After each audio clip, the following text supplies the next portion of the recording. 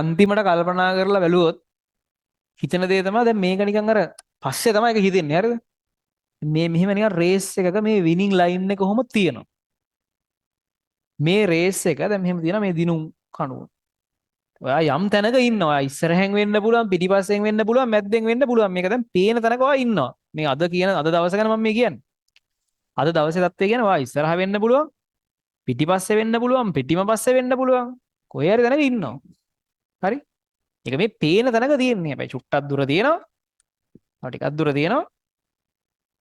පේන තැනක තියෙන්නේ. මේ රේස් එක දින්නොත් රුපියල් කෝටි 10ක් විතරවත් හම්බ වෙනවා අඩුම ගානේ. හරිද? අඩුම ගානේ. එහෙම මිල කරන්න පුළුවන් කාරණාවක් නෙමෙයි මේක. අඩුම ගානේ කොහොම ගානක් හම්බ වෙනවා. එතකොට මොකෙක්වත් මෙහෙම මේ රේස් එක දුවන කිසිම එකෙක් මේ සීන් එක ගැන තේරුම් ගත්තොත් මූ කවදාවත් මේ වෙලාවේ වැඩේ අතෑරලා දාන්නේ නැහැ නේ. මූ අන්තිම මොහොතේ කොහොම හරි පැනලා හරි මුගේ ඉස්සරහෙන් පැනලා හරි මේ ලයින් එක පාස් කරගන්න බලනවනේ. මේ වගේ තැනක වා ඉන්නේ. කිසිම වෙලාවක මේ වගේ වෙලාවක يعني මේක එළියෙන් බැලුවහම මේ වගේ තැනක වා ඉන්නේ.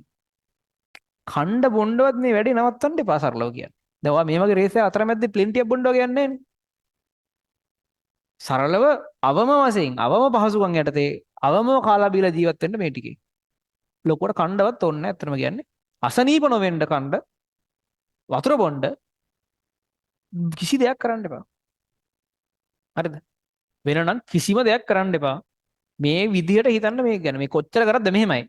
මිනිස්සෙක් මේ වෙලාවේ මේ පොඩ්ඩක් අද පොඩ අමාරුයි වගේ කියලා මේ වෙලාවේ උපරිම එෆර්ට් එකක් දෙන්නේ නැතුව රේස් එක දිනලා රේස් එක පෙරදිලා රේස් එක ඉවර කරාට පස්සේ හිත රිදිලා ආයෙසරයක් බොරුවට ඉස්සරහට දුවගෙන ගියා කියලා වැඩක් නැහැ.